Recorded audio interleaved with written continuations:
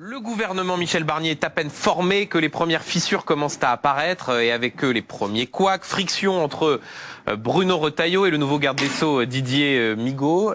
Et puis le ministre de l'économie Antoine Armand obligé de rétro-pédaler après un recadrage du Premier ministre suite à sa sortie sur le Rassemblement national n'appartenant pas à l'arc républicain. Pour en parler, je vous présente nos invités. Bonsoir Lucie Castet. Bonsoir. Merci beaucoup d'être avec nous ce soir dans Tout le monde veut savoir. Je rappelle que vous êtes, on dit toujours candidate ou ex-candidate? Candidate. Alors toujours candidate, ça veut dire que vous espérez encore pouvoir arriver à Matignon. Candidate donc du nouveau Front Populaire à Matignon. Bonsoir et merci d'être avec nous. Bonsoir Étienne Gernel. Bonsoir. Patron du Point, éditorialiste à RTL. On peut vous écouter tous les matins à 7h15. Et bonsoir Mathieu Croissando. Bonsoir Benjamin. Vous, on peut aussi vous écouter tous les matins dans première édition, éditorialiste politique 7h50, comme ça vous pouvez écouter à BFM TV. Tout a donc commencé, il était environ 8h30 sur France Inter, tiens, je cite encore une autre radio, et voilà ce que dit le nouveau ministre de l'économie et des finances, Antoine Armand. Il ne faut pas commencer par dire avec qui on va jamais travailler, pour peu qu'il soit dans l'arc républicain. Ça veut dire que le Rassemblement national, contre lequel nous avons été élus, face auquel nous avons fait un front républicain, n'y appartient pas. Il faut être très clair dessus. Je souhaiterais que la philosophie exprimée par le Premier ministre soit partagée par l'ensemble de ses ministres. Parce que quand j'entends M. Armand ce matin qui explique que sa porte sera toujours fermée aux députés du Rassemblement national alors que nous avons juste le budget qui arrive, je pense que le Premier ministre doit aller expliquer à l'ensemble de ses ministres quelle est la philosophie de son gouvernement, car il semblerait que certains n'aient pas encore totalement compris. Lucie Castet, je vous fais réagir dans un instant, mais pour qu'on puisse comprendre ce qu'il s'est passé. Ça, c'est devant les caméras, dans les studios, Mathieu Croissando, et puis il y a des coups de fil qui ont eu lieu et un recadrage en bonne et due forme. Un recadrage en bonne et due forme, c'est le premier couac du gouvernement Barnier, quelques jours, j'allais dire... le lendemain du premier Conseil des ministres, coup de fil de Michel Barnier, il faut quand même le souligner, à Marine Le Pen. C'est-à-dire que on a cette sortie d'Antoine Armand, le nouveau ministre de l'économie, la réaction de Marine Le Pen, qui est relayée abondamment par plusieurs cadres du RN, et le Premier ministre qui décroche son téléphone pour expliquer à la patronne des députés RN que non, il n'a pas changé de ligne et qu'il respecte à la fois les électeurs, mais aussi les chefs de groupe à l'Assemblée, quels qu'ils soient, et les cadres évidemment de son parti, ce qui est quand même très surprenant. Et puis ensuite, recadrage en bonne et due forme d'Antoine Armand, le nouveau ministre de l'économie, qui a dû s'excuser platement, pas officiellement, mais en tout cas faire machine arrière, ce qui revient absolument au même. À tous ceux qui s'interrogeaient sur la longueur de la laisse que peut tenir le Rassemblement national vis-à-vis du gouvernement, ils en ont un bel exemple aujourd'hui, il faut quand même juste le rappeler. Quand Michel Barnier dit non, mon gouvernement n'est pas sous surveillance, on a là un précipité absolu dès le lendemain du premier Conseil des ministres qui montre que quand Marine Le Pen n'est pas contente et qu'elle le fait savoir, tout le monde rentre dans le rang. Lucie Castet, je vous vois, vous voyez hocher la tête. Vous dites pour autant bravo à Antoine Armand, ce qu'il a dit ce matin sur l'arc républicain. Vous partagez ce qu'a dit le ministre de l'économie et des finances? Oui, je partage l'avis d'Antoine Armand. Je salue cette remarque. Bien sûr que je partage son avis sur le fait que le Rassemblement national ne fait pas partie de l'arc républicain. L'extrême droite ne fait pas partie de l'arc républicain. Je partage tout à fait ce que vous venez de dire. Ça me semble intéressant. On disait depuis plusieurs jours que la survie du gouvernement dépendait directement du bon vouloir du Rassemblement national. C'était une remarque qui avait un peu une valeur métaphorique. Là, la métaphore s'est échappée. On a clairement un exemple du fait que c'est très concrètement le cas. La survie du gouvernement dépend du Rassemblement national et ils le font savoir à la moindre occasion. Ça me semble extrêmement désolant lorsque des millions d'électeurs se sont mobilisés pour faire barrage au Rassemblement national. On est d'accord que si le Rassemblement national a ce pouvoir, effectivement, quasiment de vie ou de mort sur le gouvernement, c'est parce que le nouveau Front populaire dont vous êtes l'émanation veut censurer, quoi qu'il arrive, Michel Barnier, qu'il mène une politique consistant à augmenter les impôts ou à les baisser, à couper dans les dépenses ou pas. Vous avez dit de toute façon, Michel Barnier, on censure. C'est sûr que si vous censurez, ceux qui peuvent baisser le pouce ou le lever, c'est le Rassemblement national. Nous, ce qu'on a toujours dit, c'est la force politique arrivée en tête des élections doit être appelée à gouverner, à former un gouvernement. Et j'ai dit dès le premier jour le fait que nous serions amenés évidemment à construire des compromis texte par texte au Parlement. Ça n'a jamais été entendu, ou en tout cas la droite a fait la sourde oreille. Je rappelle quand même qu'un gouvernement nouveau Front populaire aurait pu travailler si rien que la moitié du camp présidentiel avait décidé de ne pas censurer le gouvernement. Donc ne mettons pas les choses à l'envers. La question c'est pourquoi Emmanuel Macron n'a pas appelé la force arrivée en tête à gouverner? Pourquoi n'a-t-il pas entendu le fait que les électeurs appelaient à un changement de cap? Il y a des enseignements très clairs des élections législatives qui sont non seulement la gauche est arrivée en tête sans majorité absolue, on n'a jamais prétendu le contraire, mais par ailleurs, les électeurs se sont mobilisés massivement de manière historique pour faire barrage au Rassemblement national. On se retrouve dans une situation qui est absolument antithétique avec le résultat des élections législatives. Étienne Janel, je vous donne la parole dans un instant. Juste avant, Lucie Castet, pour être très clair, là, il y a effectivement ce recadrage suite à ce qu'a dit Marine Le Pen. Sur le fond, que Antoine Armand finisse par dire on va recevoir toutes les forces politiques représentées à l'Assemblée pour discuter du budget. Ça vous choque pas? Mais moi, ce que je note, c'est qu'il fut un temps où la droite républicaine luttait contre l'extrême droite. Donc il faut même pas, quand on est ministre, il faut même pas recevoir de députés Rassemblement National à Bercy. Je pense qu'il ne faut pas recevoir le Rassemblement National à Bercy. Je pense que la droite républicaine a une responsabilité historique dans le fait que les idées du Rassemblement national gagnent du terrain. Et donc, il faut lutter sans relâche contre ces idées. Et je pense que nous aurions dû être en mesure de trouver des accords avec les macronistes, avec le camp républicain, y compris de droite, pour lutter contre le Rassemblement national. En tout cas, c'est ce que les électeurs attendent. Mais alors, dans ce cas-là, je vois une forme de paradoxe, Lucie Castet. Si vous voulez réussir à faire tomber Michel Barnier, ce qui est votre objectif, j'imagine, puisqu'il y a une censure qui va être déposée. Oui, tout à fait. Bon. Vous allez avoir besoin des voix du Rassemblement national. Mais nous, ce que nous disons, c'est que nous allons sanctionner la politique qui est menée par Michel Barnier. Ensuite, mais vous allez bien avoir besoin des voix du Rassemblement national pour faire tomber Michel Barnier. Les députés prennent leurs responsabilités. Si le Rassemblement national vote avec le NFP la censure, qui puis-je? Non mais donc, ça veut dire que si je résume à peu près votre pensée, on ne reçoit pas les députés du Rassemblement national parce qu'effectivement il faut qu'il y ait un cordon sanitaire, mais par contre ils sont quand même bien utiles si c'est pour faire tomber Michel Barnier. Alors déjà, de quel soutien on parle du gouvernement de Michel Barnier? Il y a déjà des élus macronistes qui indiquent qu'ils censureront le gouvernement actuel. Donc je pense qu'il faut aussi regarder la composition de l'Assemblée nationale et de voir quels soutiens seront en réalité apportés au gouvernement de Michel Barnier, qui semble mettre la barre à droite toute. Et donc je pense que ça va faire beaucoup d'inconfortables et beaucoup de personnes extrêmement choquées par le fait que le barrage républicain n'est pas respecté. Mais on est d'accord que vous aurez besoin des voix du RN pour faire tomber Michel Barnier. Je pense qu'on verra, on se comptera à l'Assemblée. Ouais, bon. Étienne Janel, sur ce qui s'est passé, sur ce premier couac, est-ce que vous partagez l'avis de Mathieu Croissando sur le fait que c'est la preuve, une fois encore, que au fond, Marine Le Pen est la vraie patronne de ce gouvernement? Non, il n'y a rien de nouveau là-dessus. On a un gouvernement minoritaire. On ne peut avoir qu'un gouvernement minoritaire à l'Assemblée. Ça ne peut pas ça. Et le gouvernement Barnier, en revanche, là où je suis pas d'accord, ne dépend pas que du Rassemblement national, il dépend de la rencontre entre deux volontés de censure, que serait celle du RN et celle du NFP. Le RN tout seul ne peut pas faire tomber le gouvernement, c'est des maths, pardon. Michel Barnier n'appelle pas les forces de gauche pour demander des instructions sur ses actions, c'est quand même une différence immense. Parce que je pense que la différence fondamentale, c'est que le NFP a dit qu'il allait censurer de toute manière. Donc la question ne se pose même pas, il n'a pas à passer de coup de fil pour le savoir, il a déjà l'information. Donc la seule question qui se pose, c'est est-ce qu'il va se former lors d'une motion de censure un arc Le Péno-Mélenchoniste, qui d'ailleurs partage beaucoup de choses sur le fond, sur l'économie notamment, et sur l'Ukraine, énormément. Alors sur l'Ukraine, sur l'OTAN, sur l'Amérique, sur l'Europe, sur les retraites, sur le protectionnisme, mais attendez, le nombre de points communs entre LFI et le RN, c'est colossal, c'est colossal. Il y a 2-3 différences, je vous l'accorde, mais globalement, il y a beaucoup de choses qui vous rapprochent, et finalement, ça peut-être même du sens d'un point de vue idéologique, comme ça s'est passé en Italie en 2018, lors de l'alliance entre le mouvement 5 étoiles, qui était plutôt proche de l'extrême gauche à la française, et la Lega de Salvini, qui était proche de Marine Le Pen. Vous êtes proches, mais vous pouvez le dire.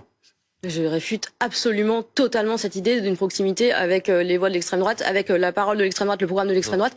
Je suis offensée par cette comparaison. Mais il y en a énormément. Attendez, c'est factuel. Aucun rapport. Le projet porté par le Rassemblement national est un projet de division contraire totalement au programme porté par le nouveau Front populaire. Par exemple, la rhétorique antisémite utilisée chez LFI, c'est pas une seconde, Étienne Janel. Une question à poser à Lucie Castet sur la composition du gouvernement, puisqu'on ne vous a toujours pas entendu sur les ministres qui ont été nommés. On a entendu Olivier Faure dire que c'était le gouvernement le plus à droite de toute la Ve République, pas seulement depuis François Fillon, mais de toute la Ve République. Alors, il était hier à cette place, on lui a montré la composition du gouvernement Chirac en 86 avec Charles Pasqua, Philippe de Villiers, Robert Pandreau, Alain Carignon, qui n'étaient pas exactement des gauchistes. Vous diriez, vous aussi, que c'est le gouvernement le plus à droite? Je ne sais pas si on fait la compétition de qui est plus à droite. Je note quand même que dans ce gouvernement, il y a des personnes, notamment le ministre de l'Intérieur, M. Retailleau, qui a des positions extrêmement claires sur l'immigration, mais aussi sur les questions de mœurs, les questions sociétales.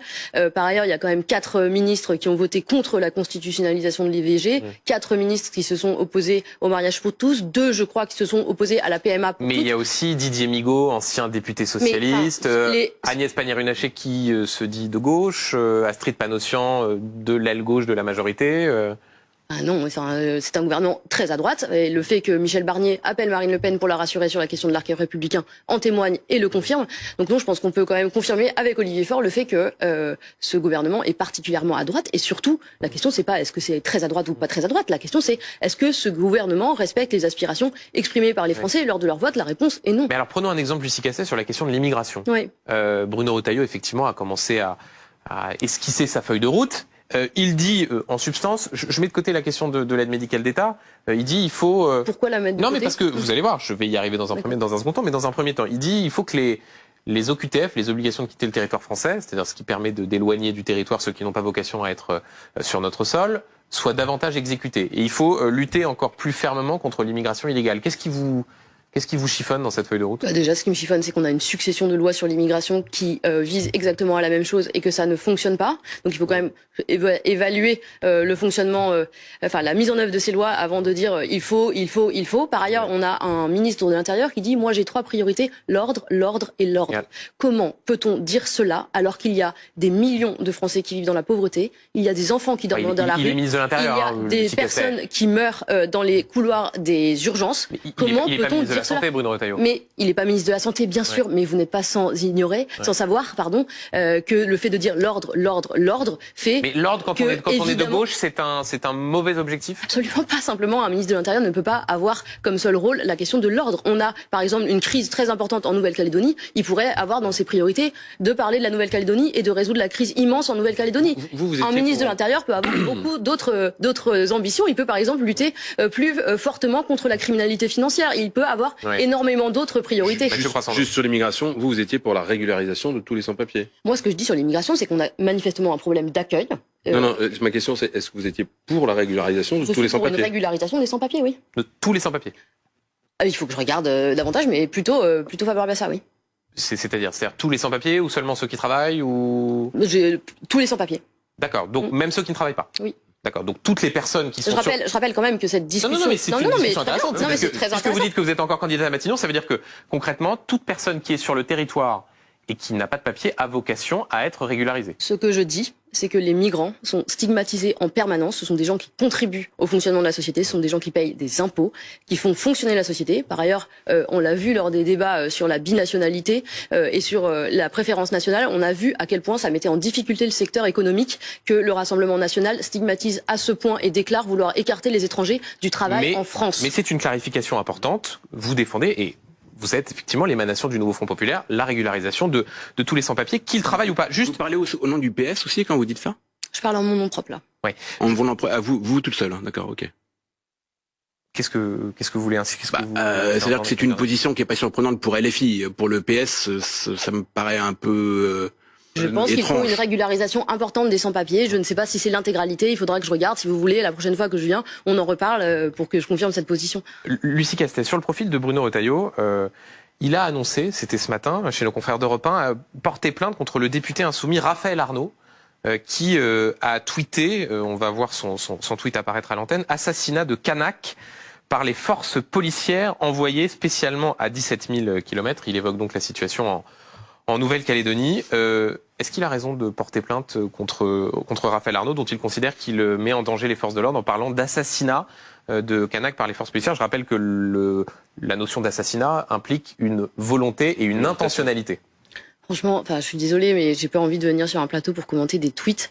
Je sais ce que c'est on peut faire souvent ça aux gens. Non, parce qu'en l'espèce, les partis politiques dont vous êtes l'émanation ont considéré que c'était une façon pour Bruno Retailleau d'essayer de museler le débat. Donc c'est pour ça que je vous interroge là-dessus. Il a porté plainte. On verra ce que la justice en dit. Mais il vous choque ce tweet de Raphaël Arnaud? J'ai pas à en dire plus. Sincèrement, j'ai pas envie de me prononcer davantage sur ce tweet. C'est vraiment, on est dans la petite phrase et le commentaire de tweet. Écoutez, c'est un député de la nation qui laisse entendre que les forces de l'ordre assassinent, donc tuent délibérément des Kanaks en Nouvelle-Calédonie. Est-ce que vous auriez pu ou non écrire ce tweet? Moi, j'aurais pas écrit assassinat, certainement pas, mais j'ai pas envie de commenter davantage ce tweet. Est-ce que vous dites, comme certains insoumis dans des manifestations, la police tue? Moi, je dis pas la police tue. Pourquoi? parce que j'ai travaillé beaucoup avec des policiers dans ma carrière professionnelle, notamment sur la lutte contre la criminalité financière. J'ai beaucoup de respect pour les forces de l'ordre. Je pense que pourtant, il est indéniable qu'il y a des violences policières qu'il faut condamner. Je pense que quand on est fonctionnaire, en général, il faut être irréprochable. Quand on est armé et qu'on manie la force, il faut l'être encore davantage. Mais je ne pense pas que quelque chose qui généralise une caractéristique de la police de cette manière est une bonne chose. Un mot sur la politique économique que va mener Michel Barnier, puisqu'il a commencé à dire, ce qui ne plaît pas d'ailleurs à Étienne Gernel, qu'il disait sur ce plateau hier soir, qu'il faudrait augmenter les impôts des plus aisés des plus grandes entreprises.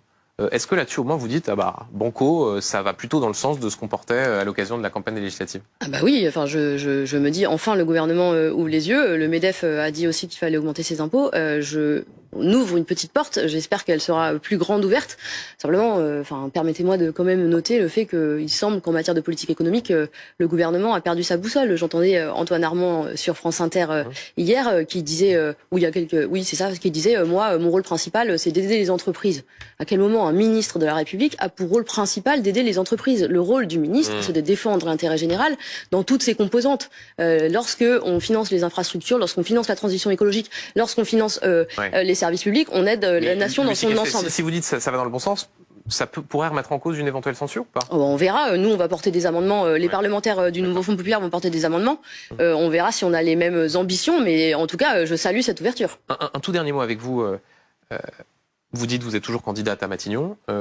En attendant que Michel Barnier tombe, qu'est-ce que vous faites? Moi, ce que je dis, c'est que je suis à la disposition des partis de la gauche unie en général. Qu'est-ce que je fais? Je continue à porter cet élan. J'étais tout à l'heure à Arras pour rencontrer des militants qui ont fait le barrage républicain et qui sont extrêmement déçus, voire décontenancés. Mais vous avez un métier en attendant. Je suis en train je vais reprendre une fonction professionnelle. Comme beaucoup de Français, j'ai besoin d'avoir un travail pour vivre. Donc, je suis en train de chercher un travail. Merci beaucoup, Lucie Café, merci Mathieu Crassondo et merci Étienne Gernel d'avoir été sur le plateau de Tout le monde veut savoir. On fait une toute petite pause et on continue à parler de ce feuilleton politique et donc de ces premiers couacs qui paraît qu'ils volent en escadrille. À tout de suite dans Tout le monde veut savoir.